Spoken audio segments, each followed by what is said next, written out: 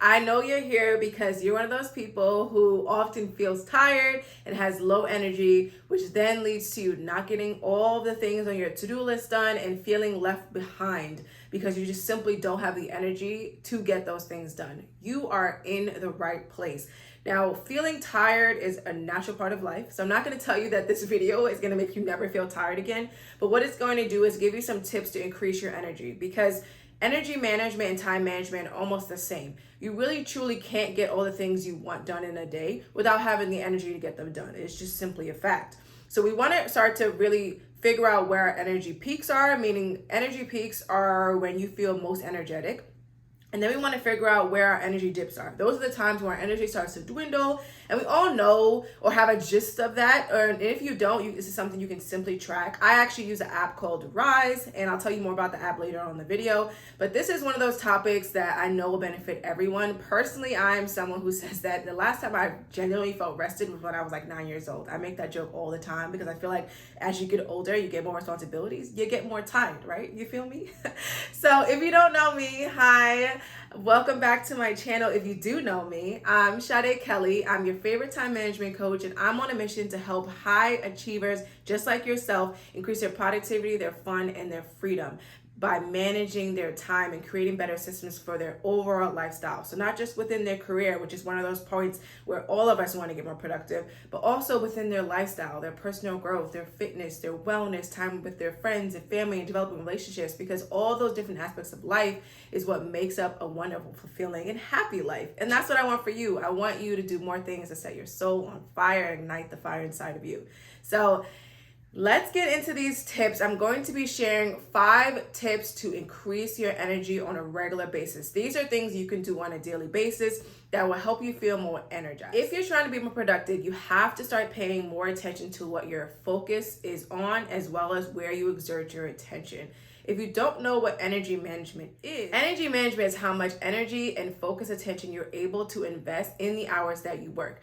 Meaning that we all have a set amount of hours that we want to do certain things, but how much energy we're able to exude in that time frame is really what's going to make us productive. That could take you an hour when you feel tired could take half that time, maybe 30 minutes or even 15 minutes when you're high energy and excited to get it done and you're at that energy peak. So you want to start working around those times. Now, for most of us, we may know when that time is. For me, I'll track it. And I actually like tracking it through an app called Rise. So I'll share a link for that in the description. But what the Rise Sleep app does is it helps track your energy peaks and dips based on how much sleep you're getting and your sleep pattern and routine, which is another video I'm definitely gonna have to do about how to actually create a good sleep routine. But I also will talk a little bit about sleep in this video. And stay tuned, because I'm pretty sure sleep is the 5th tip. So you're gonna have to watch the end to figure out how to sync up your sleep with your energy. For my first tip, it's going to be mindful of what you consume, right? And I really want to zone in on carbohydrates, because you want to start limiting those refined carbohydrates in your life. So if you don't know anything about nutrition, that's fine. I'm going to give you a quick lesson during this video.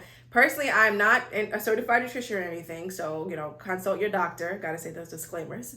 But I have personally hired a certified nutrition. I've been on a fitness and nutrition journey probably since high school, so like over 10 years. So I do have a wealth of knowledge in this area. And I've found that when I've limited refined carbs, I am more energetic. Refined carbs are anything pretty much with white flour. So like white rice, a lot of pastries, cakes, pizza, well, depending on what type of pizza, anything with like soda, sweets, anything that is quote unquote junk food usually has some type of refined carbs or processed ingredients in it. Those things are going to make you feel tired. And I know you know that. Think about a day when you had a fresh salad or some fresh vegetables or whole grains and some protein versus like when you had fried foods and pizza. Now, which meal did you feel super tired after, and which meal did you feel energetic after? We all know this is a fact. Like, if there's not a problem with eating those things from time to time, but when you eat certain refined carbohydrates in excess, it's going to make you tired because it spikes your blood sugar, right, and your insulin, and that definitely, when it comes down, makes you feel super tired. Carbs are in general great to have though, so I don't want you to think, okay, Sade, I'm gonna cut out all carbs. No, you want to limit your refined carbs, but eating good carbs, healthy carbs is going to actually help you have energy because that's what carbs do for your body. So don't go cutting them all out, but make sure you're decreasing the amount of refined ones you actually consume. So examples of good carbs are any type of whole grains, right? You want to think about brown rice, Ezekiel bread, whole grain breads, vegetables. Vegetables are actually carbs, right? So any type of greens, corn, sweet potatoes, legumes, beans, barley, all of those things are healthy carbs that actually will fuel you and make you feel more energetic. Overall, you really want to balance up whole grains, protein, vegetables, as well as healthy fats and oils, because that's what's going to make up a balanced diet. My second tip is to stay hydrated. Now, I have my trusty gallon water bottle, and that's what I love to drink on a daily basis. It keeps me accountable. It has times of the day when I need to be drinking water. But for other people, they may not follow something like that. You can figure out how much water you want to drink, but I actually recommend, and doctors recommend, that you drink half your body weight in ounces. So what that looks like is you take your body weight, you divide it by 2, whatever that number is how many ounces you want to be drinking on a regular basis. One of the first signs of dehydration is actually tiredness as well as hunger. So a lot of times when we think we're hungry or we start to feel really tired, we may just need to drink water. Now remember, our body is made up almost 100% of water. I believe it's around like 80% or even more than that our body is made up of water. So of course we need to drink a lot of it. And there's so many benefits to water. I think we all know the benefits to water. Water is the absolute best way for us to detox our bodies, get all those toxins out, as well as get our brain to be functioning better. When we're hydrated, we feel less tired and we have more energy to actually go ahead and do the things that we need to get done on a regular basis. Make sure you are staying hydrated so you can increase your energy levels and keep them up. My third tip is to prioritize your quiet time and your breaks. Now, most people do not take enough breaks throughout the day. We've been inclined to work anywhere from 8 to even more than that, 10, 12 hours in the day. And oftentimes we don't take a break unless we're forced to, like we have to use the bathroom or we have to eat. And sometimes we'll eat at our desk, and that's not really a break. I want you to start incorporating some time to just sit and do nothing, which is a great way to actually practice your focus, because when you're able to focus on and not be stimulated all the time, you'll find that your focus in your day-to-day life actually increases. So make sure that you actually intentionally plan in some time for quiet time, whether that's going for a walk, meditating, just laying down for a second and just relaxing, not taking a nap, but just letting your mind wander and be still, walking your dog, calling someone up on the phone. That's not really quiet time, but it's time to relax. It's a good break to take. You don't want all your breaks to just simply be on social media, because that just stimulates your brain even more. After you've done a hard project, you want to get away and actually give your brain some time to rest.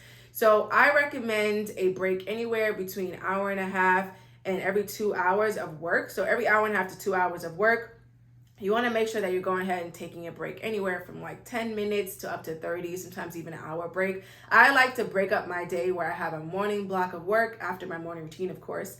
And then I have a break in the middle of the day for working out, going for a walk, eating lunch, and just relaxing. And then I come back for a second work chunk of about 4 or 5 hours. That works well for me, and I also get to design my own schedule that way. Figure out how you can design your schedule where you can incorporate more breaks, more time for some fun in the middle of the day. I don't think fun should just be reserved for the weekend, right? Because that's how we end up hating Monday and then loving Friday, Saturday, and Sunday. I think every day can be equally as enjoyed. You just have to find ways to incorporate fun and to have that quiet time and some breaks to really refresh you so you don't feel completely depleted by the time the end of your day comes. My fourth tip is going to be to make sure you move your body.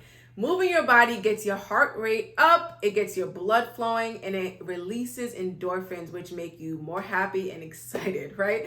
So sometimes when you're super tired, it may just be because you've been sedentary for so long. Humans were not made to be sitting down for 8 hours, despite what, corporate America or the society wants you to think. We are not made to just be sitting here all the time. That's personally why I love having a standing desk. I like to make sure I'm moving my body, or sometimes I wear my Apple Watch just to get me more inclined to be tracking my steps and making sure that I'm actually getting some movement, even if it's just walking from my office to my room back and forth throughout the day. sometimes just having that moment of moving your body can really just wake you up. A lot of times I have clients who will say, yeah, I really need a nap in the middle of the day. And what we notice is they don't truly need a nap. They need to just go for a walk, move their body, maybe do a quick Pilates workout. That's been the new craze lately. Do a quick Pilates workout on YouTube, or go head to the gym for a little bit. And you don't have to go full out and do a whole workout if you don't want to.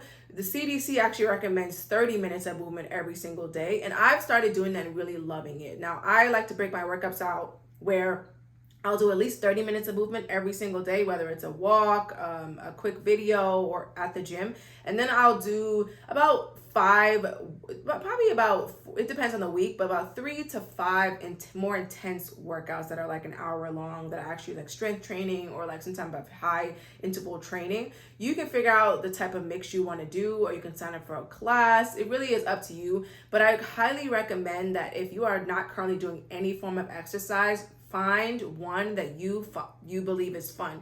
And the only way to find one that you believe is fun is to try things out. Do not be afraid to try things. I've tried anything from Orange Theory to spin, Pilates, all different types of running classes, Peloton. I've tried out so many different things, and in the end, I just love using an app and following along with strength workouts in the gym. I'm just a gym girl.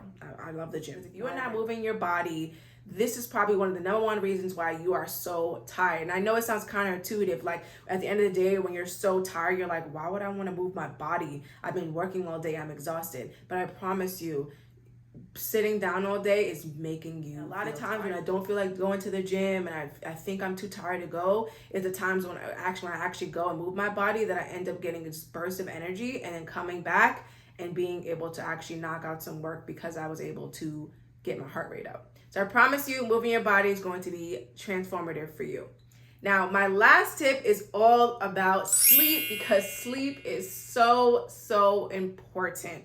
And I think too many of us neglect sleep, and it's socially acceptable to not get enough sleep and to just keep powering through. And what that is going to do is deplete your energy. And when your energy is depleted, what you're able to get accomplished is depleted as well. And then you start to feel behind, you start to feel sad, you start to feel down, and it's a spiral downwards that I don't want you to be on anymore. So I'm going to give you some tips around sleep. Having good quality sleep has the power to improve your mood, balance your emotions, heal your entire body, recharge your mind, boost your immune system, make you more creative as well as productive. And when you get good quality sleep, you also are way more likely to not get sick and to be healthier overall. And the number one kicker, in my opinion, is sleep actually can add on 20 or more years to your life. When you prioritize getting good quality sleep, you live longer, which means you have more time to enjoy this beautiful life. Why would you not want to do that? Now is the time to sleep. I hate when people say, oh, I'll sleep when I'm dead. That is one of the most toxic sayings in hustle culture that I've ever heard.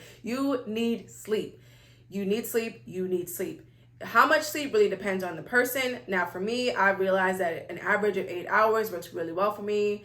But then there's people who can get 6 hours and thrive. There's people who need 9 hours, 7.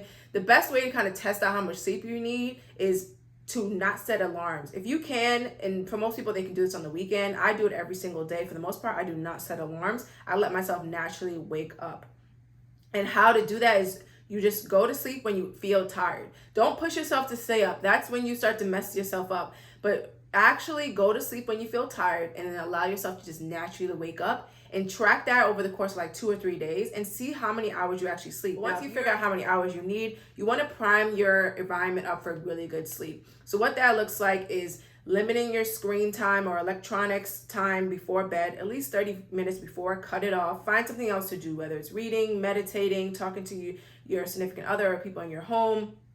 Do something that relaxes you before you go to bed to start priming yourself for sleep.